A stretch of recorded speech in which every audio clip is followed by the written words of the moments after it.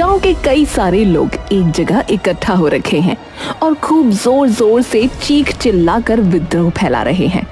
सामने एक रेस्टोरेंट है जिसमें कई सारे शीशे लगे हुए हैं। अरे तोड़ मारो इसका पूरा ये होटल। हाँ, अरे तोड़ो इसका होटल। हाँ, मैं तो कह रहा हूँ जला के राख कर देते हैं इसे पूरा। गांव के सभी लोग चिल्लाने लगते हैं। हाँ भैया तोड़ दो। हाँ भैया तोड़ो। अरे बहुत हो गया, तोड़ो इसका। हाँ भैया तोड़ दो इसे, जला के राख कर दो। हाँ, जब तक तोड़ेंगे नहीं तब तक छोड़ेंगे नहीं। आज तो खोपड़ियाँ फूट कर रहेगी। हाँ तोड़ दो, सही कहा, तोड़ दो। अर्जुन शहर से नया नया गांव में आता है, मन में एक जज्बा, आंखों में एक लक्ष्य लिए। शहर से नहीं, शुरुआत शून्य से करेंगे बे। अर्जुन तभी सरपंच के घर की ओर निकल जाता है। अर्जुन गांव के अंदर जा ही रहा होता है कि तभी उसकी नजर वहां के एक ढाबे पर पड़ती है जिस पर लिखा है मिट्ठू ढाबा।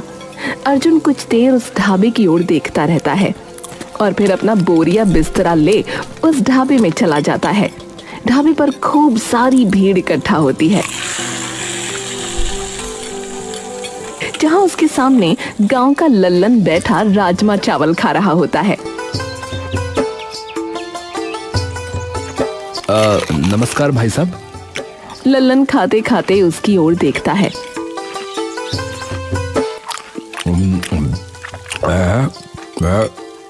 नमस्कार भैया जी,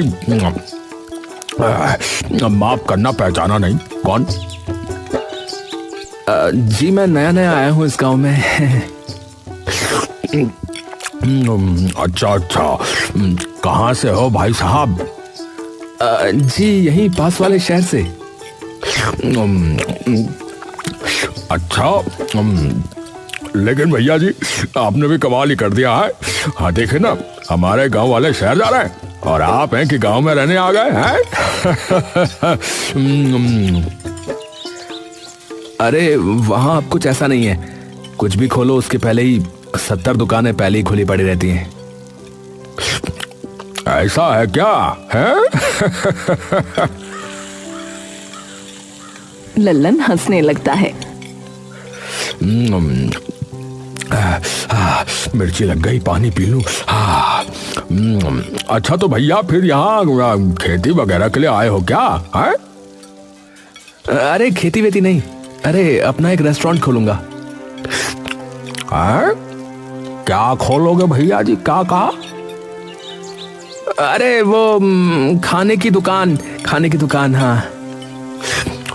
अरे अच्छा, तो ढाबा बोलो ना उसे, ढाबा कहते हैं उसे। नहीं ऐसा नहीं है, इससे थोड़ा सा ज्यादा बड़ा है। बड़ा? अच्छा। जी फिलहाल तो सरपंच जी के घर जाना चाह रहा हूँ, तो सोचा शायद यहाँ कोई बताई दे, और थोड़ी भूख से भी लगी तो मैंने सोचा कि दोनों काम हो जाएंगे।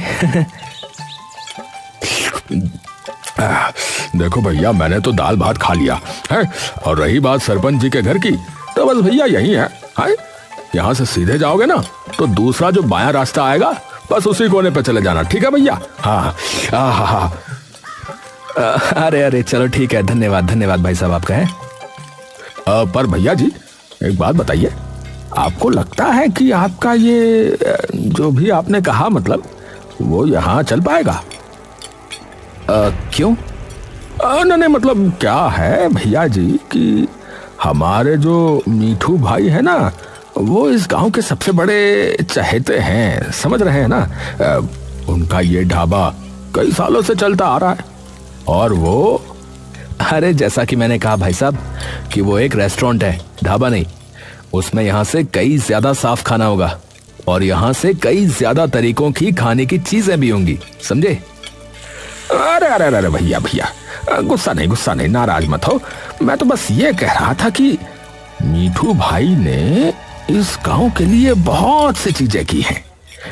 एक वक्त ऐसा आ गया था इस गांव में कि अकाल छा गया था भैया। फसल के नाम पे एक तिनका नहीं बचा था खेतों में। तो उस वक्त जो है मीठू भाई ने अकेले अकेले, भैया जी अकेले अकेले, पता नहीं गांव में कितने सारे किसानों को खाना खिलाया भैया, मुफ्त में, और वो भी पूरे 2 महीना भैया। तब से सभी आते हैं भैया। मुझे पता है ना भाई, क्योंकि मैंने खोला था एक बार अपना ढाबा यहाँ पर जो है 6 महीने बाद ही बंद हो गया। अच्छा, चलो माना, पर बदलाव भी तो जरूरी है ना। यहां न जाने कब से वही एक सी चीज चल रही होगी, वही आम दाल रोटी, पराठे, टिक्की, समोसे, छोले भटूरे वगैरह वगैरह। पर जब मेरा अर्जुन अचानक चुप हो जाता है और मुस्कुराने लगता है। हाँ, रुक क्यों गए भैया? क्या हुआ भैया जी, बताइए। जब मेरा क्या? आपको अपने आप पता चल जाएगा।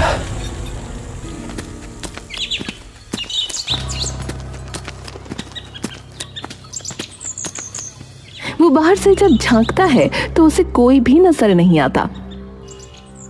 अरे कोई है? अरे कोई है?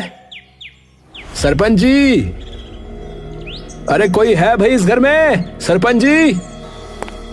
तभी सरपंच बाहर निकल कर आता है।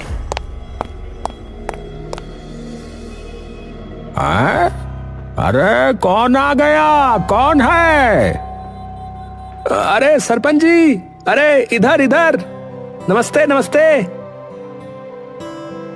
हाँ भाई, बताओ क्या बात हो गई, क्या समस्या है? परंतु समस्या बताने से पहले ये बताओ कि तुम हो कौन? अरे मैं अर्जुन हूँ सरपंच जी। मैं मांगेलाल जी का लड़का, पहचाना? मांगेलाल का लड़का? अरे ओहो, अरे बेटा, अरे अरे अरे अरे बेटा, तू तो अंदर आना यार है। अरे मेरे इतने अच्छे मित्र का बेटा आया है, और बताओ इतनी देर से तुझे बाहर खड़ा करके रखा है? अंदर आओ, अंदर आओ। अरे अरे अरे, इसमें तो कोई नहीं। प्रणाम सरपंच जी। अरे जीते रह बेटा, जीते रह, आजा आजा। सरपंच और अर्जुन आकर अंदर बैठ जाते हैं।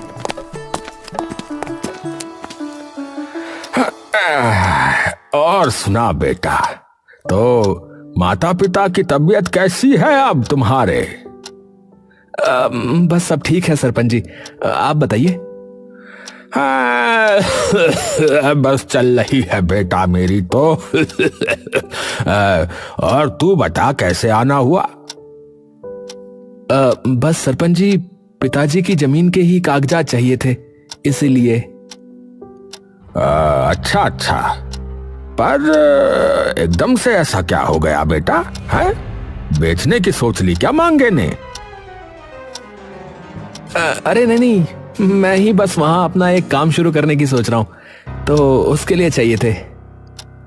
अच्छा, तो बेटा जान सकता हूं कि किस चीज का काम शुरू करेगा? है यही जो शहरों में होटल वगैरह होते हैं ना, बस वैसा ही एक होटल यहाँ शुरू करने की सोच रहा हूँ। शहर में तो ऐसे कई रेस्टोरेंट हैं, तो सोचा अगर एक गांव में भी खुल जाए तो गांव वालों को भी कुछ अलग अलग तरीके की चीजों का पता लगेगा, और कुछ नई नई चीजें वगैरह वो भी खा सकेंगे।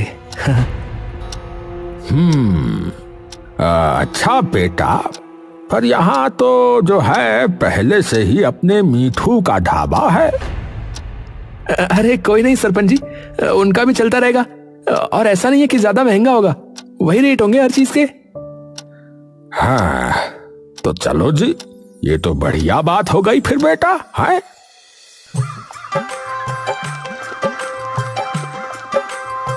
थोड़े दिनों बाद अर्जुन के होटल का काम शुरू हो जाता है।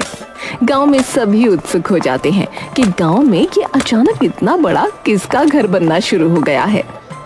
अर्जुन दिन रात अपने होटल को बनाने के चक्कर में धूल मिट्टी में हुआ रहता।